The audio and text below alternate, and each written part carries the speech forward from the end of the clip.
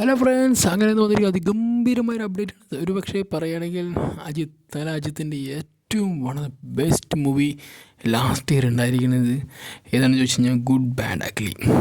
Stylish awesome ലെവലുള്ള ഒരു goose bumps ഒക്കെ വരുത്തിയ ഒരു സാധനം കൂടിയാണ് ഈ ഗുഡ് ബാഡ് അഗ്ലി പറയുന്നത്. ഒരു പക്ഷേ ആ സിനിമ എനിക്ക് ഭയങ്കര ഇഷ്ടപ്പെട്ടു. കാരണം തിയേറ്ററിൽ പോയിട്ട് ആ ഒരു ഓളം ഇടുക്കാച്ചി ഓളമായിരുന്നു.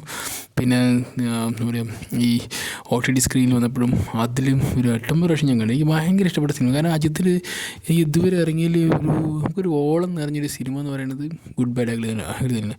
കാരണം ഈ സിനിമയുടെ ഏറ്റവും വലിയ പ്രത്യേകത പറയുന്നതും ഈ ഒരു സിനിമ എടുത്തിരിക്കുന്ന ഡയറക്ടർ ഇദ്ദേഹത്തിൻ്റെ ഒരു വലിയൊരു ഫാൻ ബോയാണ് ആദിക്ക് രവീന്ദ്രൻ. അദ്ദേഹത്തിൻ്റെ ഒരു മൂവി എന്ന് പറഞ്ഞാൽ കിടുകിടുക ഒരു സ്നൂപ്പ് പോലെയാണെങ്കിലും പക്ഷേ അടിപൊളിയായിരുന്നു. ഒരു രക്ഷ മൂവിയായിരുന്നു. നിങ്ങൾ ആ സിനിമ കണ്ടിട്ടുണ്ടാവും. എൻ്റെ കാരണം തിയേറ്ററിലൊക്കെ എൻ്റെ ഒരു ഓളം പറയുമ്പോൾ എൻ്റെ മോൻ ഇത്രമാത്രം അജിത്തിന് ഒരു സ്വീകാര്യത ഈ കേരളത്തിൽ വിജയിക്കാണ് ഏറ്റവും കൂടുതൽ ഉള്ളത്.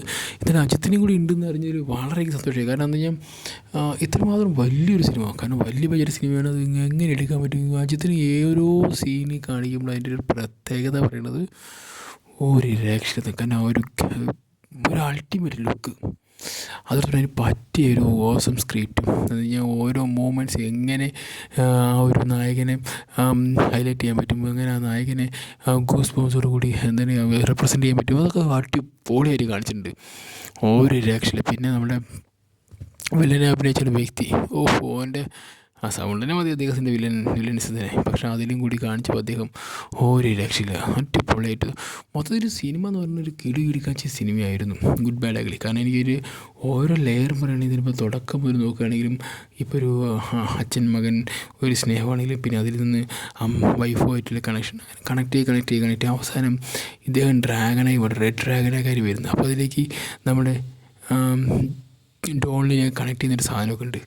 അതൊന്നും ഒരു രക്ഷയില്ല സാധനം കേട്ടോ. കാരണം എന്താ പറയുക, ഒരുമാതിരിപ്പെട്ടൊരു ഇൻ്റർനാഷണൽ ലെവലിൽ ആ സിനിമയെ കൊണ്ട് പ്ലേസ് ചെയ്ത് അത് ഇതിൻ്റെ ഒരു ഭാഗമാണെന്ന് കാണിക്കാൻ വേണ്ടി അവർ അതിന് ഭയങ്കരമായിട്ട് അതിനെ ഹൈലൈറ്റ് ചെയ്തു. ഭയങ്കരമായിട്ട് ആ ഒരു കണക്ടിവിറ്റി സൂപ്പറായിരുന്നു. ശരിക്കും പറഞ്ഞാൽ ആ ഒരു കണക്ട് ചെയ്യുമ്പോൾ അതിൻ്റെ തന്നെ ആ സിനിമയിലേക്ക് അതിൻ്റെ എങ്ങനെയാണ് എവിടെയാണ് കണക്ട് ചെയ്യുന്നത് പക്ക അയച്ചതിൻ്റെ അല്ലാതെ ചുമ്മാ ഒരു ഡോളിൻ്റെ പേര് കാണിക്കാൻ വേണ്ടി സംഭവം കാണിച്ചതില്ല. പക്ഷേ പടത്തിൻ്റെ അതെന്തിനാവശ്യമെന്ന് ശരിക്കും കാണിക്കുന്നുണ്ട്.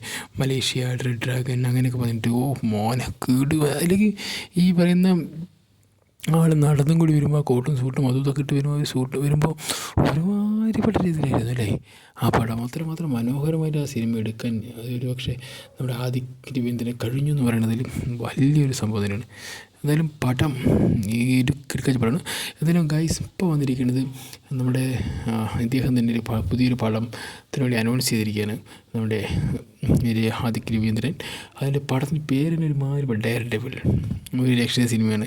എന്തായാലും ഈ ഒരു സിനിമ വരുന്നതോടുകൂടി ആദിക്ക് രവീന്ദ്രൻ്റെ ഒരു വേറൊരു തരത്തിലുള്ളൊരു സിനിമയായിരിക്കുന്ന ഉള്ള കാര്യത്തിൽ യാതൊരു സംശയമില്ല. കാരണം അദ്ദേഹത്തിൻ്റെ സിനിമകൾ പറയുന്നത് അങ്ങനെയാണ്. അജിത്താണ് അദ്ദേഹത്തിൻ്റെ ഫാൻ.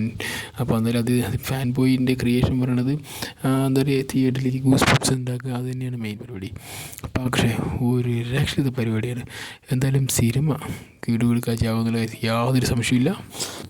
പിന്നെ ആ സിനിമയിലാണെങ്കിലോ ഒരു തരത്തിൽ നമുക്ക് മിസ്മാച്ച് എന്ന് പറയാനുള്ളതൊന്നുമില്ല.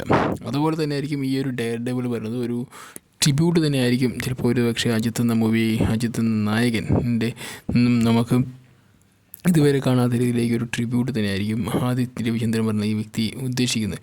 കാരണം അദ്ദേഹത്തിൻ്റെ ഫാൻ ബോയാണ്. അപ്പോൾ അദ്ദേഹത്തിൻ്റെ ആ ഫാൻ ബോയുടെ ഒരു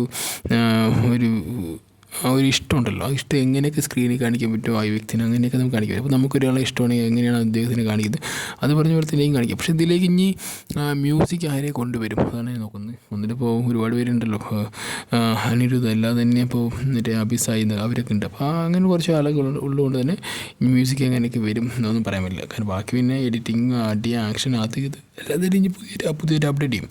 പക്ഷേ എന്നിരുന്നാലും നമ്മുടെ ഈ അജിത്തിനെ വീണ്ടും നമുക്കൊരു സ്റ്റൈലിഷ് ലുക്കിൽ കാണാൻ പറ്റുമെന്ന് പറയുന്നത് തന്നെ വലിയ കാര്യം തന്നെ. കാരണം എന്നാലും നമ്മൾ ഒരാൾ പടി ഇറങ്ങിപ്പോയി, ഇദ്ദേഹത്തിന് പടി ഇറങ്ങാത്തതുകൊണ്ട് ഇങ്ങനെ ഇടയ്ക്കിടയ്ക്ക് ഓരോ സിനിമകൾ കിട്ടും. അതുകൊണ്ട് അദ്ദേഹത്തിന് ഈസി ആയിട്ട് എന്താണ് അദ്ദേഹത്തിൻ്റെ പരിപാടി നടക്കും, പാഷൻ നടക്കും, അതുപോലെ തന്നെ അദ്ദേഹത്തിൻ്റെ വേറൊരു സാധനം കൂടി നടക്കും.